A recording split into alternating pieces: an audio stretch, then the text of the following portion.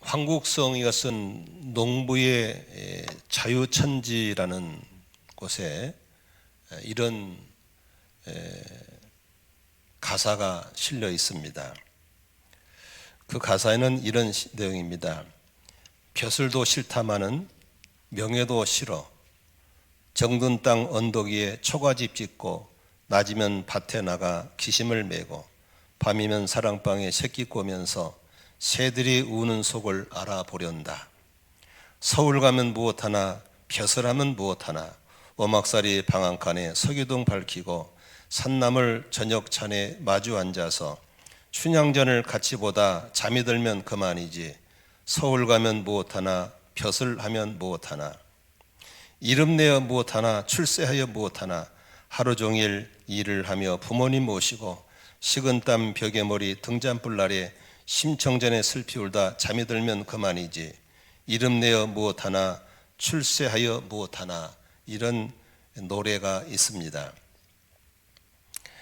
웬만한 사람이라면 세상의 권력자를 부러워하고 부자를 부러워할 것인데 자기의 분수에 맞는 삶에 안주하면서 거기서 행복을 찾고 행복을 누릴 줄 아는 사람들이 쓴 노래입니다. 우리는 무엇을 갖고 싶고 어떤 위치를 차지하고 싶은 끊임없는 욕구로 인해서 달려오고 일을 하면서 그 욕구가 충족되면 거기에 행복이 있다고 하는 사탄의 시뻘건 거짓말 속에 속아왔고 또 대부분 속고 살고 있습니다. 그러나 오늘 바울 사도는 복음을 전하다가 유대인들의 핍박에 의해서 고소를 당해서 이제 로마의 관료들에게 재판을 받고 있는 상황입니다. 지금 5번째 재판을 받고 있으면서도 항상 바울은 조금도 굴하지 않고 떳떳하고 의연하게 자기의 정체성을 밝히고 있습니다. 오늘도 베스도 총독이 아무리 재판을 해봐도 죄를 잡을 수가 없는데 유대인들이 죽이려고 덤벼드니까 이 문제를 풀어야 되는데 이웃에 와 있는 아그리빠 분봉왕이 찾아와서 이 문제를 궁금해하길래 아그리빠 보고 신문하라고 했습니다. 아그리빠에게 신문하는 과정 속에서 오늘 27절입니다. 여러분 볼펜 가지신 분들은 그냥 눈으로 보지 말고 체크하시면 집에 가서 도움이 될 겁니다. 한번 27절 한번 보겠습니다. 나는 임금님뿐만 아니라 오늘 내가 내 말을 듣고 있는 모든 사람이 이렇게 결방을 당한 것 외에는 꼭 나와 같이 되기를 하나님께 빕니다. 밑줄 쳐보세요. 꼭 나와 같이 되기를 하나님께 빕니다. 여러분 부모님이 자식들한테 이렇게 얘기하는 부모가 있을까요? 얘들아 너희들 꼭 나처럼 살아야 된다. 이런 부모 있을까요? 또 엄마가 딸에게 너는 결혼해서 꼭 네 아빠 같은 남자 만나야 돼. 이런 엄마가 그렇게 많지는 않을 겁니다. 너는 절대로 저런 인간 만나면 안 돼. 알았지? 내가 아주 맨날 기도해. 저런 인간 절대로 만나면 안 돼. 또 아버지는 아들을 붙잡고 엄마 없을 때 너는 저런 여자 만나면 돼. 알았지? 절대 만나면 안 돼. 자기의 만남을 후회하고 자기의 삶을 비관하는 사람들이 많죠. 근데 바울 사도는 내가 이렇게 핍박 속에 재판을 받고 있는 모습 빼놓고는 내 말을 듣는 모든 사람들이 꼭 나와 같이 되기를 내가 간절히 빈다라고 말하는 이 확신 있고 행복하고 정체성이 분명한 삶이 얼마나 부러운지 모르겠습니다. 나는 오늘 이 바울 사도를 좀 들여다보면서 어떻게 살고 무엇을 믿고 어떻게 하고 있길래 그렇게 내 말을 듣는 모든 사람들이 꼭 나와 같이 되기를 간절히 빕니다라고 할 수 있을까에 대해서 좀 여러분들과 함께 생각해 보고 싶습니다. 좀 궁금하지 않습니까? 저는 이런 거룩한 갈증들을 가지고 오늘 설교를 들으시면 오늘 대박난 은혜를 받게 될 줄로 믿습니다. 오늘 좀 본문을 보면은 바울 사도는 복음의 핵심을 분명히 갖고 있는 사람이었고 복음의 핵심을 분명히 누리는 사람이었다는 사실을 볼 수 있습니다. 오늘 한번 또 성경을 언더라인 해보시겠습니까? 19절 20절을 한번 같이 읽어보도록 하겠습니다. 시작. 그러므로 아그리빠 임금님, 나는 하늘로부터 받은 환상을 거역하지 않고 먼저 다마스쿠스와 예루살렘 있는 사람들에게, 다음으로 온 유대지방 사람들에게, 나아가서는 이방 사람들에게 밑줄 치십시오. 회개하고 하나님께로 돌아와서 회개에 합당한 일을 하라고 전하였습니다. 바울이 전한 복음의 핵심이 바로 그겁니다. 바울이 이 복음의 핵심을 가지고 다마스쿠스부터 시작해서 예루살렘의 유대 사람들, 더 나아가서는 이방 사람들에게 내가 전하고 있는 복음이 무엇입니까? 돌아오라는 겁니다. 돌아와라. 돌아오라 그랬고 본인은 돌아온 겁니다. 여러분, 누가복음 15장에 예수님께서 탕자의 비유를 설명하고 있지 않습니까? 탕자의 비유는 어떤 거죠? 둘째 아들이 아버지가 싫다고 아버지를 떠납니다. 떠나죠. 그런데 대부분 사람들이 설교할 때 어디다 포커스를 두냐면, 떠났더니 뒤지기 고생했다, 허랑방탕했다, 막 함부로 타락해버렸다, 여기다가 주고 있는데 그건 복음이 아닙니다. 복음은 예수님이 그 말을 하려고 하는 게, 너 떠나면 이렇게 망해, 이거 하려고 한 게 아닙니다. 뭐라는 거죠? 아버지는 그 아들이 떠난 날부터 돌아올 때까지 문간에 앉아서 아들을 기다리고 있는 아버지, 이게 바로 우리에게 복음인 줄로 믿습니다. 아멘. 바울 사도는 아버지를 떠나서 내 마음대로 살고 권력을 함부로 쓰고 방탕한 삶을 살았지만, 돌아보니까 아버지가 나를 기다리고 있었고 나를 돌아오기를 그토록 기다렸다는 소식을 알았던 것이죠. 오늘도 많은 사람들이 아버지가 돌아오기를 기다리고 있다는 사실을 잊지 않아야 되는데 대부분 사람이 잊고 삽니다. 그래서 복음은 뭐 하는 겁니까? 기다리시는 아버지, 그리고 돌아오는 이런 아름다움이 있어야 복음인 걸 믿으시기 바랍니다. 오늘도 아버지가 기다리셔서, 아버지가 초청해 주셔서 이렇게 돌아오신 줄로 믿습니다. 아멘. 그런데 재미있는 것은 성경에 보면 아버지가 아들 만나봐자 꿈밤을 치면서, 얘 이 새끼야, 내가 뭐라도 가지 말라 했잖아, 가니까 이 자식아 다 털어먹고 이 거지 됐잖아, 이 말 한마디도 안 했습니다. 뭐가 복음입니까? 책망이 복음이 아닙니다. 뭐라고 했냐면, 아버지가 제일 먼저 한 것이 옷을 갈아입혀 줬습니다. 거지가 입는 옷, 망한 사람이 입는 옷, 탕자가 입는 옷이 아니라 아들의 신분을 보여줄 수 있는 옷을 갈아입혀 줬고, 신발을 신겨줬고, 손에 가락지, 아들이 회복됐다는 권위를 상징하는 가락지를 끼워줬습니다. 많은 사람들이 복음을 잘못 알고 있습니다. 하나님께 돌아오면 야단치고 하나님 떠나면 쫄딱 망하는 게 아닙니다. 배가 키가 없이 물에 뜨면은 표류하고 돼버린 것처럼 아버지를 떠나면 중심이 없기 때문에 허랑방탕은 기본입니다. 그걸 아버지가 알고 있는 거예요. 너 내 떠나니까 허랑방탕했지. 그건 알고 있었던 거예요. 그러면서 오시자마자 바로 배를 얼른 묶어주는 거예요. 회복시켜주는 거죠. 그래서 신발을 씻겨주고 옷을 입혀주시고 가락지를 끼워주시고 살찐 송아지를 잡고 잔치를 열어주면서 축복했던 걸 볼 수 있는 겁니다. 여러분, 오늘도 여러분들이 이 복음을 듣고 예수님 믿고 돌아오신 걸 믿으시면 아멘 하십시다. 그러면 여러분 돌아오셨을 때 뭐 하셨어요? 예배 드리러 온 것이 기쁜 일이요, 무거운 짐이요? 기쁜 일인 거예요. 하나님 만나러 기도하는 시간이 버거운 시간이요, 기쁜 시간이요?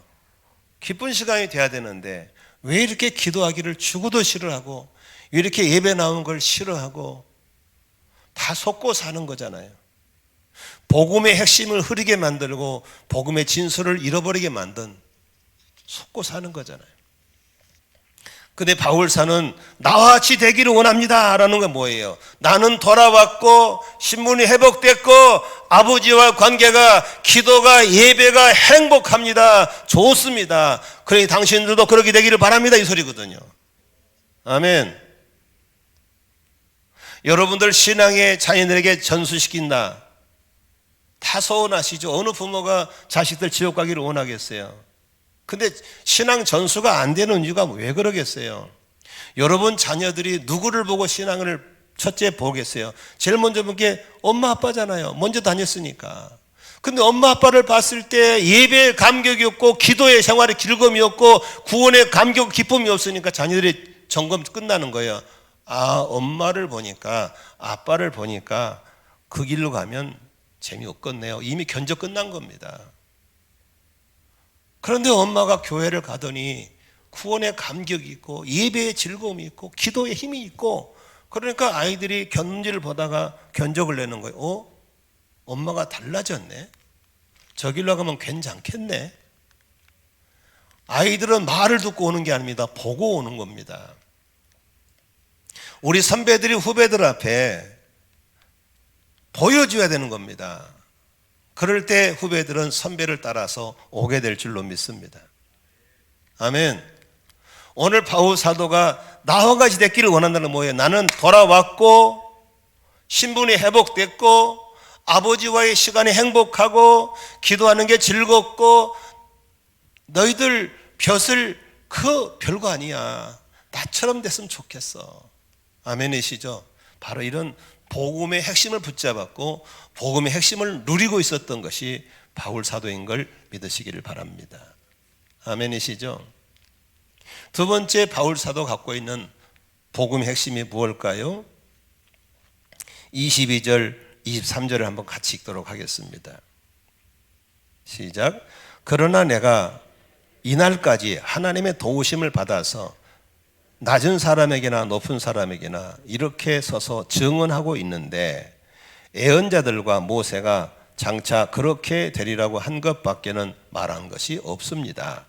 그것은 곧 그리스도는 고난을 당하셔야 한다는 것과 그는 죽은 사람들 가운데서 가장 먼저 부활하신 분이 되셔서 이스라엘 백성과 이방 사람들에게 빛을 선포하시라는 것입니다. 여기 좀 언풍기 좀 꺼주실래요? 여기서 말하고 있는 게 뭡니까? 22절 낮은 사람이나 높은 사람에게나 서서 증언하고 있어요. 증언이라는 걸 증언. 바울이 지금 증언하고 있는 게 뭘까? 바울의 증언은 이겁니다. 애언자들이 모세가 전했던 그 말들을 나는 전하고 있습니다 소리거든요. 그러면 애언자들이 구약의 애언자들이 구약의 모세가 전한 건 뭐겠습니까? 장차 오실 메시아를 얘기한 거거든요. 장차 오실 메시아. 메시아는 히브리 말이고 헬라어는 그리스도거든요. 장차 오실 구세주에 대한 얘기거든요. 그것만 전했다는 거예요. 그런데 잘 보세요. 구약 성경은 장차 있을 일을 알려주는 그림자예요. 그러면 그림자를 보면은 실상을 짐작할 수 있잖아요. 그렇죠? 그림자를 보면. 예를 보면 딱 그림자 보면 저건 누구네? 아무개 집사님의 알 수 있잖아요. 구약 성경에서 애언자들이 수시로 얘기했던 그 메시아, 그 그리스도는 고난의 그리스도. 앞으로 그분이 오시면 엄청난 고난을 받을 거야. 엄청난 고난을 받을 거야. 왜? 인간의 죄에서 구원하기 위해서 그 죄가 얼마나 지독하고 나쁜 놈인지 그 죄값을 치르려면 엄청난 고난을 겪어야 할 거야. 고난의 메시아를 예언하고 있던 것이죠. 그 예언의 절정이 바로 이사야서 53장에 있죠. 그가 찔림은 우리의 허물을 인함이고 그가 상함은 우리의 죄악을 인함이고 그가 징계를 받음으로 우리가 평화를 누리게 되었고, 그가 채찍질 당함으로 우리가 병에서 나음받게 되었다. 이게 바로 예수가 오시기 700년 전에 했던 예언이잖아요. 그러니까 매맞고 찔리고 상하고 고통을 거는 그 메시아를 선지자들이 계속 예언자들이 얘기해 왔다는 거예요. 그런데 그분이 바로 누구였냐? 예수입니다. 그분이 바로 예수입니다 라고 하는 걸 전하는 겁니다. 그런데 23절 볼까요? 여기서 밑줄 쳐야 됩니다. 그것은 곧 그리스도는 고난을 당하셔야 된다는 것과 그는 죽은 사람들 가운데서 가장 먼저 부활하신 분이 되셔서 이스라엘 백성과 이방 사람들에게 빛을 선포하시라는 것입니다. 이 바울이 지금 전하고 있는 복음의 내용을 얘기하고 있는 겁니다. 잘 보세요. 여기서 고난당하신 예수 그리고 부활하신 예수를 얘기하고 있습니다. 여러분, 예수가 왜 고난당했어요? 예수가 매맞을 짓을 했나요? 죽을 죄를 짓나요? 아니에요. 예수는 죄가 없으신 분인 걸 믿으시기 바랍니다. 그분은 저주받을 일도 없는 거예요. 병 걸릴 일도 없는 거예요. 누구 때문에요? 나의 죄 때문에. 그를 믿고 구원받을 우리의 죄를 그분이 대신 갚으시니라고 고난당하신 걸 믿으시길 바랍니다.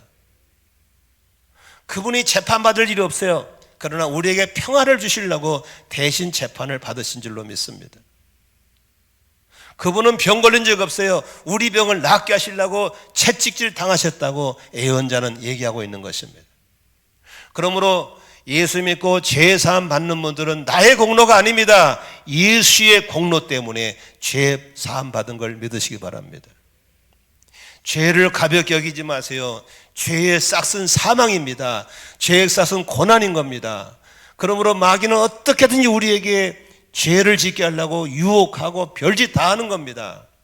그런데 우리는 죄에 대한 경계심이 없습니다. 죄와 싸워야 됩니다. 우리 열흘 동안 이번에 특세를 했지만 가장 충격적인 게 뭡니까? 현대인들이 입버릇처럼 말한 게 뭐예요? 바쁘다, 바빠, 나 바빠. 근데 알고 보니까 바쁘다고 하는 것은 마귀가 주는 함정이라는 거예요. 마귀 자체라는 거예요. 바쁘기 때문에 예배가 무너지고, 바쁘기 때문에 기도가 무너지고, 바쁘기 때문에 부부관계가 무너지고, 바쁘기 때문에 부모 자녀가 무너져 버린다면 그 바쁨은 우리를 무너지고 망하게 하려는 사탄 마귀의 함정이라는 사실이 이번에 밝혀졌지 않습니까? 왜 바쁘게 하는 겁니까? 욕구 때문에. 더 갖고 싶고, 더 잘 살고 싶고, 더 높아지고 싶고, 더 유명하고 싶은 욕구 때문에. 그래서 끊임없는 이 욕구 충족 때문에 더 바빠야 되고 더 뛰어야 되는 거예요. 그런데 여러분 보세요. 욕구는 아무리 줘도 만족이 없습니다. 수백조 수천조를 가진 사람도 이제는 됐다 소리, 지금도 돈이 부족해서 새벽까지 일을 합니다. 아무리 높은 벼슬에 가도 항상 부족합니다. 우리의 만족은 소유에 있는 게 아닙니다. 우리의 만족은 하나님과의 관계 회복에 있는 걸 믿으시기를 바랍니다. 아멘. 하나님과의 관계 회복이 되어서 호롱불을 켜고 밖에 나가 김을 메고 산다 할지라도 나는 관계가 멀어진 당신들 부럽지 않다고 했던 그 노래 가사를 다시 한번 생각해 보는 겁니다. 오늘도 사탄의 시뻘건 거짓말에 속지 않기를 주의 이름으로 축원합니다. 아멘. 우리는 바쁨과 싸워 이겨야 됩니다. 조급증과 싸워 이겨야 될 줄로 믿습니다. 좀 더 빨리 가자, 좀 더 많이 모으자, 죽으라고 뛰었는데 결국 뭐가 있어요? 가정 잃어버리고, 건강 잃어버리고, 관계 다 깨져버리고, 신앙 다 잃어버렸잖아요. 그러므로 우리는 바울 사도가 말한 것처럼 그렇게 처절한 고난을 겪어가면서 우리의 죄 문제를 해결했으니 이제부터 정말 아버지의 마음을 안다면, 아버지께로 제대로 돌아온 사람이라면 우리는 죄와 싸워야 된다. 아멘이시죠? 죄와 싸워야 된다. 죄와 싸우기를 결단하고, 죄와 싸우기에 금식도 하시고, 죄와 싸우기에 작정도 하시고, 그런 유혹과 싸워야 될 줄로 믿습니다. 죄가 없는 세상은 없어요. 누구나 다 죄 유혹을 받아요. 저처럼 이렇게 앞장서서 영적 전쟁 사람들은 마귀가 더 고도 전략으로 저를 괴롭혀요. 얼마나 힘든지 모르겠어요. 너무 힘들어서요. 우리 아내는 싫어하지만 제가 자주 그런 말이에요. 난 천국 가고 싶어. 천국 가고 싶어. 우리 아내는 과부될까 봐 싫어하더라고. 같이 가자 그러면. 얼마 전에는 엊그제는요. 너무 막 그런 영적인 공격이 심하게 오니까 힘들어서 갑자기 이 노래가 떠오른 거예요. 너무나도 아름답도다. 그분이 계신 그 나라가 너무 아름답게 보이는 거예요. 주님 계신 영광의 나라. 죄 가지고는 갈 수 없어. 주님 계신 영광의 나라. 막 부르는데 막 그렇게 눈물이 나는 거예요. 부르고 또 부르고 너무너무 가고 싶은 거예요.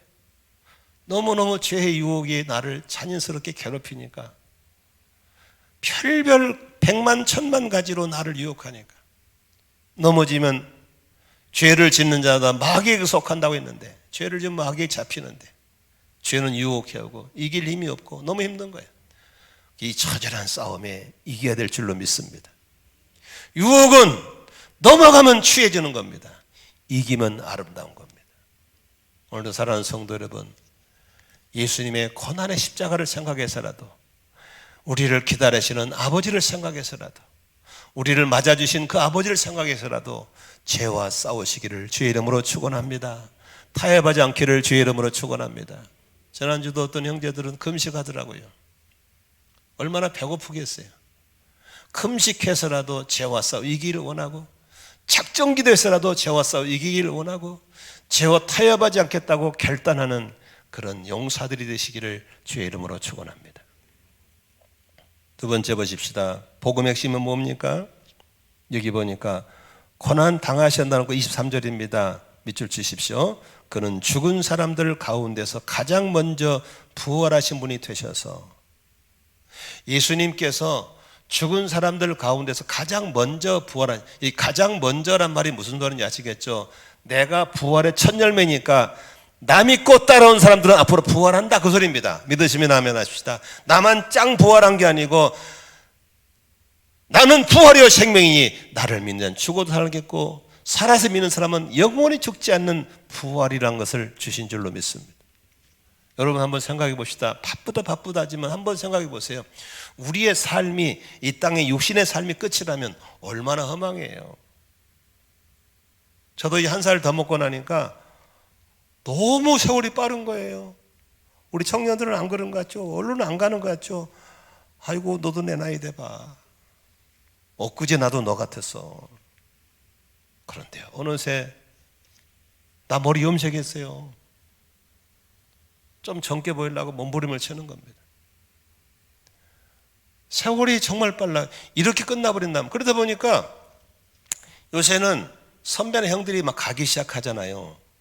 그럼 우리는 지금 번호표 받고 기다리고 있는 거예요. 언제 갈지 몰라. 어? 이렇게 짧은 인생의 전부라면 우리의 삶이 허무하지 않습니까? 그러나 주님 말씀하셨습니다. 사람은 3번 산다. 한 번은 엄마 뱃속에서 10달 동안 살고, 이 생은 이 땅에 태어나서 70이고 강건한 80 산다. 3생은 예수 믿고 천국 가서 영원히 산다. 할렐루야. 바로 부활의 소망이 있는 걸 믿으시기 바랍니다.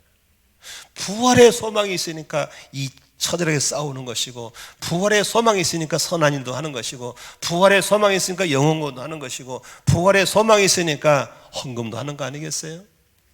바울 사도는 이 부활의 증인으로, 부활의 열매로, 부활의 확신을 가지고 사는 거예요.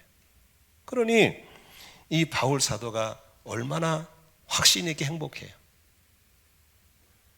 벼슬을 가진 아그리파 왕이시여, 권력을 가진 베스도 총독이시여, 내 말을 듣는 모든 사람들이여, 내가 이렇게 재판받는 과정이 있는 거 빼놓고는 다 똑같이 나와 같이 되길 원합니다 라고 하는 것은 이런 복음의 핵심을 알고 있었고, 복음에서 누리고 있었고, 부활의 신앙을 알고 있었고, 부활의 소망을 잡고 있었기 때문에 그렇게 말한 줄로 믿습니다.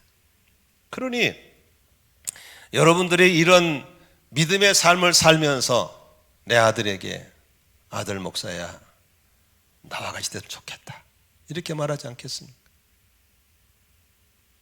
엄마가 딸에게 나처럼 살면 좋겠다. 이런 복음을 누리면서 자녀들에게 아들아, 너는 꼭 이런 엄마 같은 여자를 만나면 좋겠다. 나는 너무 행복하다 할 수 있는 거죠. 믿으시면 아멘 하십시다.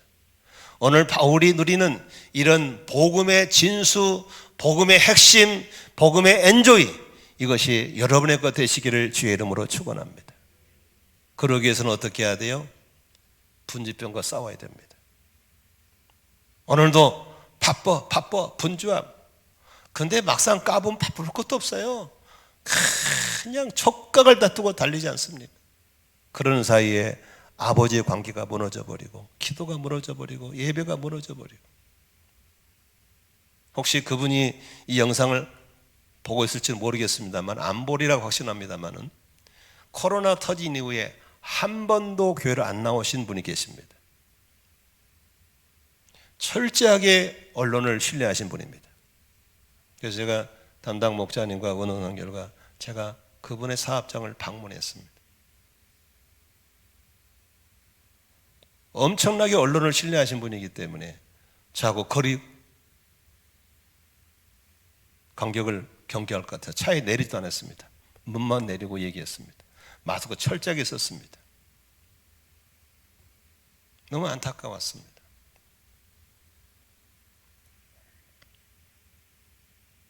여러분, 우리는 살아가면서 그렇게 아버지가 기다려주시고 맞아주시고 단 한마디도 야단치지 않으시는 그 복음을 듣고 우리가 온 걸 믿으시길 바랍니다. 우리가 돌아와서 그 신분을 회복할 수 있도록 메시아를 보내셔서 처절한 고난을 겪고 죄값을 치르게 하신 그 은혜로 죄 사함 받은 걸 믿으시기를 바랍니다. 그리고 이 땅의 삶이 전부가 아니라 영원한 천국 부활 세계를 준비해 놓으시고 나를 믿는 자는 죽어도 살겠고 영원히 죽지 않겠다는 부활의 복음도 주신 줄로 믿습니다. 이런 귀한 복음을 알고 있는 것이 아니라 누려야 되고, 누리는 것이 끝나는 것이 아니라 전하며 산다는 이런 축복의 바울이 뭐라고 하겠어요? 권력자 앞에서 여러분 나처럼 됐으면 좋겠어요. 아멘. 여러분 바쁘다 바빠하는 이웃 동료들한테 뭐라고 했어요? 야, 나처럼 살아. 인생을 새롭게 시작하는 자녀들에게 나처럼 살아. 믿으시면 아멘 하십시다. 꼭 나와 같이 되기를 바란다. 꼭 나처럼 되기를 바란다. 이런 삶이 돼야 될 줄로 믿으시기를 바랍니다. 믿으시면 아멘 하십시다. 그런데 이렇게 말하는 것을 보면서 여기 24절에 보니까 베스도가 큰 소리로 뭐라고 하는지 아세요? 한번 읽어볼까요? 베스도 24절 시작. 바울이 이렇게 변호하니 베스도가 큰 소리로 바울아 네가 미쳤구나. 네 많은 학문이 너를 미치게 하였구나 라고 말했습니다. 바울고 미쳤다고 그래요. 잘 보세요. 불신자가 신자를 봤을 때 이해가 돼야 안 돼요? 안 되죠. 미쳤다고 그러죠. 이방 사람들이 택함받은 우리를 볼 때 뭐라고 그래요? 미쳤다고 그러죠. 그렇죠. 미쳤다고 그러죠. 많은 사람들 우리를 미쳤다고 그러죠. 당연하죠. 왜 다를까? 주가 달라. 그들은 사탄의 주가 되지만 우리는 예수 그리스도가 주가 돼 있어요. 그는 멸망받을 세상이 있지만 우리는 구원받을 세상이 있어요. 우리를 통치자가 달라요. 사탄의 통치를 받냐 예수의 통치를 받냐 달라요. 믿으시면 아멘 합시다. 그러니까 그네들이 우리를 보면 미쳤다고 할 수밖에 없는 거예요. 이해가 안 된다고 할 수밖에 없는 거예요. 그런데 잘 들으세요. 그게 싫어서, 그 소리가 싫어서 타협을 합니다. 회식 자리에 가서 한 잔 딱 합니다. 뭐라고 하는지 아세요? 뭐 내가 술을 먹고 싶어 먹는 게 아니라 분위기 때문에 먹어주는 거야. 뭐 그냥 잠만 갖다 놔. 이런 사람들 타협합니다. 여러분 흰색하고 검정색은 구별이 싹 됐죠.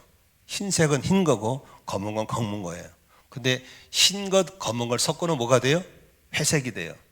회색을 떠놓고 야 이거 무슨 색이야? 검정 거야 흰 거야? 아무것도 아닌데요? 아무것도 아닌 거예요. 신앙의 타협은 둘 다 죽이는 겁니다. 예수님께서 라오디게에게 뭐라 그랬어요? 뜨겁거나 차든지 해라. 미지근하면 내가 토하여 내친다고 그랬어요. 바울 사도를 보고 베드 총독이 너 미쳤구나 라고 했어요. 미쳤구나. 그들은 미쳤다고 볼 수밖에 없는 것이죠. 우리는 그 말이 듣기 싫어서 흰색, 검은색 섞어서 회색으로 살면 안 될 줄로 믿습니다. 그게 싫어서 뜨겁지도 않고 차지도 않고 미지근하면 토하여서 버린다고 했습니다. 차든지 뜨겁든지, 차면 아이스 커피, 뜨거우면 핫커피예요. 미지근한 건 믹스커피도 못 타. 우리의 신앙의 정체성을 분명히 하고 살아야 될 줄로 믿습니다. 이렇게 살아갈 때 한 가지 우리가 꼭 기억해야 될 게 있습니다. 21절 같이 읽겠습니다. 이런 일들 때문에 같이 읽습니다. 시작. 이런 일들 때문에 유대 사람들이 성전에 나를 붙잡아서 뭐 하려고 했다? 죽이려고 했습니다.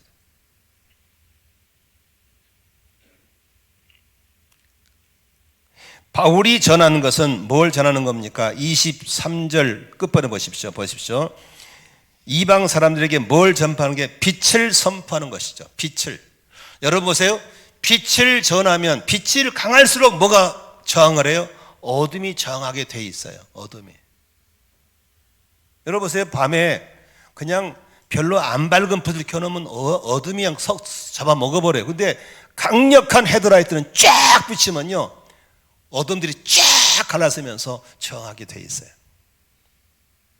우리가 복음에 붙잡혀서 복음을 위한 삶을 살면 어둠이 저항은 기본인 걸 믿으시길 바랍니다. 저항이 없으면 그건 아니죠. 여러분 보세요. 수영장에서 물에 가만히 떠보세요. 물 저항 없어요. 앞으로 가면 물이 막 갈라지면 저항이 오게 돼 있어요. 물 저항이 셀수록 속도가 빠른 거예요. 바다에 배가 떠서 가보세요. 가만히 떠 있는 면 저항이 없어요. 그러나 배가 앞으로 가보세요. 물결이 저항이 오게 돼 있어요. 저항이 정상적이 아닙니까? 밖에 나 가만히 서 보세요. 저항 없어요. 달려보세요. 바람이 저항이 오잖아요. 그런 것처럼 우리가 복음에 붙잡히고 복음과 즐기고 복음을 전하면 어둠들은 우리에게 저항하게 돼 있어요. 저항은 당연한 거예요. 당연한 걸 믿으시면 아멘 하십시다. 그런데 저항이 무섭다고 움츠려 있으면 안 되는 거예요. 바람 부는 게 무섭다고 움츠려 있으면 안 되는 거예요. 물결치는 무섭다면 안 되는 게 우리는 저항은 기본이에요. 아멘이시죠? 신앙생활하다 핍박받지 않으면 사람들은 그건 안 되는 것이죠. 핍박받아보고 미움받아보고 손해받아보는 건 그건 기본 아니겠어요? 오늘도 우리 살아가면서 그런 기본적인 저항을 두려워하지 말고 저항을 즐기시기를 주의 이름으로 축원합니다. 아멘. 제가 지난주에 서산에 가서 원장님한테 내가 배웠어요. 원장님 살다 보면요 저한테 자꾸 스트레스 줄 사람이 생겨요. 그랬더니 원장님 하신 말씀이 목사님 저는 그렇게 생각 안 해요. 스트레스를 왜 받아요? 자 물어보겠습니다. 스트레스를 주는 거예요? 스트레스를 받는 거예요? 빨리빨리 말. 자 스트레스를 준다 1번, 스트레스를 받는다 2번, 3번 모르겠다. 1번 손들어 1번. 그렇죠. 스트레스는 주는 게 아니래요. 받는 거래요. 그러니까 아무리 줘도 내가 안 받으면 끝나는 거래요. 그러니까 저는 그걸 모르고 받았어요. 그러니까 스트레스 받으니까 막 아프고 막 병이 나려고 그런 거야. 근데 그 원장님이 하신 말씀이 받지 말래요. 스트레스 줘도 안 받으면 잘 보세요. 안 받으면 도로치 가져간대요. 재미있더라고. 스트레스를 주면 그럼 어떻게 안 받느냐니까 너무 재밌는 거더라고. 한번 따라해 보세요. 반사. 손 시작. 반사. 그냥 이거지 말고 두 손으로 반사. 시작. 반사. 그냥 줘버리래 그쪽으로. 그러면 지가 열받는데요. 그러다 보니까 우리 옛날에 관계 정도 우리 배울 때 있잖아요. 나가 전도하다가 이렇게 뭐 이렇게 예수님 전하면 욕짓거리잖아요. 그러면 예? 나를 위해 욕을 먹는 건 네가 복이다 그랬잖아요. 그래서 아싸 내 복이다. 이게 딱 생각나더라고. 전도할 때 누가 욕을 하면요, 아싸 내복이다. 너는 지옥이지만 나는 상 받는다 이거죠. 그러니까 복음 전해가지고 받으면 감사하고 안 받으면 아싸 내복이고. 그러니까 스트레스일 때 반사 그냥 안 받아버리는 거야. 우리가 살아가면서 이런 기본적인 저항을 알고 있으면 당연한 거 아니겠어요? 그래, 저항이 오는구나. 아싸 반사. 바울은 이런 아싸 내복이다 반사라고 하는 면역성이 강한 사람이기 때문에 감옥에 있어도 할렐루야, 억울함을 당해도 할렐루야. 왜? 빛된 자가 빛을 전하니까 어둠 덩어리가 반항은 기본이잖아요. 이거 왜 이래? 저 새끼 왜 이래? 아니죠. 그냥 당연한 거니까. 믿으시면 아멘 하십시다. 오늘도 이런 회복 탄력성이 뛰어난 바울 사도를 보면서 우리에게 이런 회복 탄력성이 증가되기를 주의 이름으로 축원합니다. 아멘. 말씀을 정리하고 오늘 설교를 맺고 싶습니다. 제가 개인적으로 존경하는 분 중에서 금년에 103세가 되신 연세대학교 철학과 교수이신 김영석 교수님, 제가 참 존경합니다. 그분은 뭐 아시다시피 신실한 그리스도인입니다. 그러나 교회 직분은 별로 없습니다. 그런데 그분이 100세를 살아보고 나니까 행복이 어디에 있다는 걸 알겠다는 겁니다. 행복은 소유에 있지 않다라고 말하고 있습니다. 오늘도 마귀는 우리에게 욕구를 충족시키라고 행복은 소유에 있다고 좀 더 돈을 모으고 그렇게 접근합니다. 그런데요, 재미있는 것은 그렇게 마귀가 쓰는 용어 중에서 반은 맞아요. 소유가 전혀 무시된 거 아니에요. 돈이 있어야 돼요. 있으면 편하고 좋아. 그러나 그게 전부라고 할 때부터 문제인 걸 믿으시기 바랍니다. 그래서 무엇이 행복한가 봤을 때 그분은 가지고 있는 것을 가지고 다른 사람을 행복하게 해줄 때 너도 행복, 나도 행복이더라는 거예요. 그래서 모든 사람들은 남이 갖지 않는 나만이 가지고 있다는 거예요. 그걸 재능이라고 그러죠. 그 재능을 통해서 다른 사람을 기쁘게 즐겁게 섬겨드리면 너도 행복, 나도 행복이라는 거죠. 그러고 보니까 가정교회는 딱 맞는 거예요. 가정교회에서는 모든 성도들이 다른 사람들을 성공을 시켜주는 섬김이라는 것이 페이지에 깔려 있기 때문에 오늘도 목장에서 여러분들이 다양한 모습으로 지체들을 섬겨주심으로 너도 행복, 나도 행복할 수 있기를 주의 이름으로 축원합니다. 오늘도 여러분 문 열고 나가면 또 마귀가 찾아올 겁니다. 바빠, 뛰어야 돼, 분주해야 돼, 조급하게 뛰어야 돼. 왜? 그래야 소유를 얻을 수 있으니까 그러게 할 겁니다. 이번 열흘 동안 배웠던 것처럼 단호하게 슬로우 영성으로 돌아가시기 바랍니다.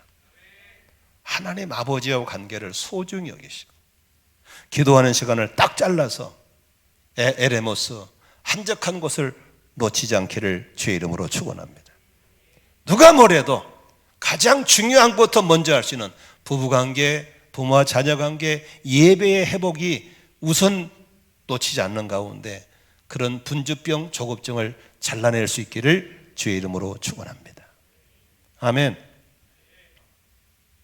이번에 어젯밤에 올라온 게 하나 보니까 그 김 교수님이 이런 말씀 하시더라고요. 여러분들은 별로 상관이 없습니다만은 제가 자책하는 마음으로 하는 겁니다.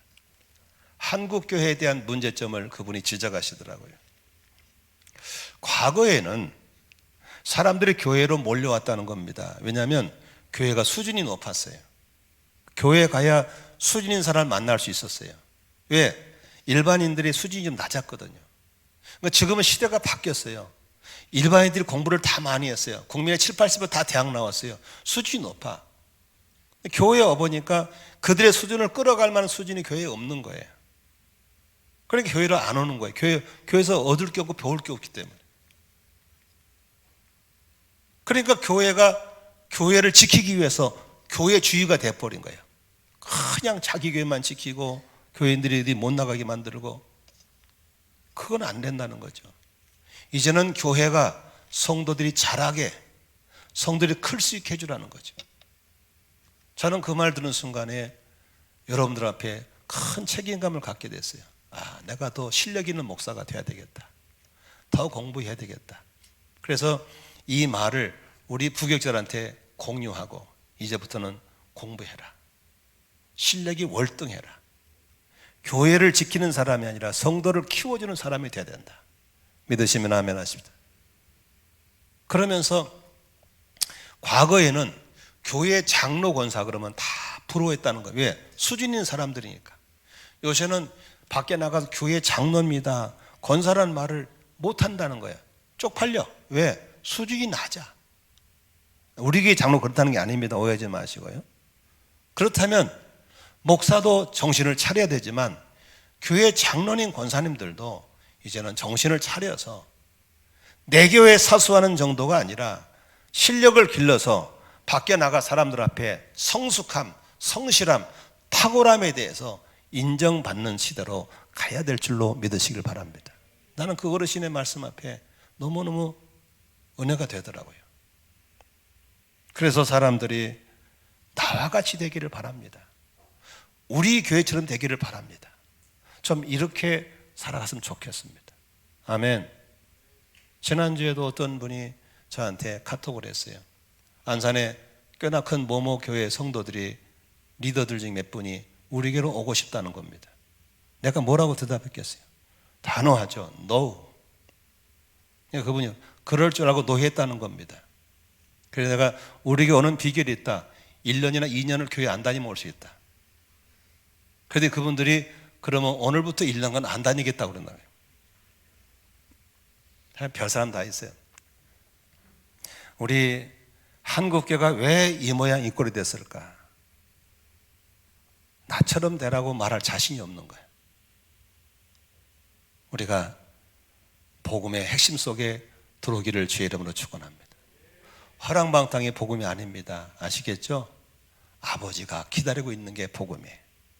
오늘도 그 아버지 품으로 우리 돌아오시기를 바랍니다. 야단치는 게 복음이 아니에요. 신발 신겨주고 옷을 입혀주고 가락지를 끼워주고 신분을 회복시켜주는 게 복음이에요. 오늘도 이 신분 회복의 은혜를 입기를 주의 이름으로 축원합니다. 뭐가 복음이에요? 이제 아버지 마음 알았으면 아버지 만나는 게 즐거워야 되고 아버지와 함께 기도하는 시간이 즐거워야 될 줄로 믿습니다. 무슨 예배들이 나올 때 그냥 뭐 도살죄 끌려가는 것처럼 다니고 기도를 안 하려고 몸부림을 치고, 아니죠. 내 삶의 즐거움이 예배가 있고 내 삶의 즐거움이 기도가 되기를 바라고요. 소유욕에 붙잡혀서 막 날마다 분주병, 조급증, 바쁘다 바빠 싹 끊어버리고 이제는 중요한 일에 몰두하고 급한 일을 거절할 줄 아는 슬로우 영성이 우리 것 되기를 바랍니다. 아멘. 그래서 이제 한번 지난 날을 잊어버리고 자기들 앞에, 야, 오늘부터 꼭 너희들 나처럼 살기를 바란다, 이런 아버지 엄마가 됐으면 좋겠고, 후배들 보고도 너 나처럼 신앙생활 한다 이렇게 말할 수 있는 자랑스러운 선배가 됐으면 좋겠고, 우리 다른 교회들 앞에도 우리가 안산 만나교회처럼 되기를 바란다, 좀 이렇게 말할 수 있는 그런 성장한 교회로 가야 될 줄로 믿으시기를 바랍니다. 할렐루야. 아멘. 기도하겠습니다.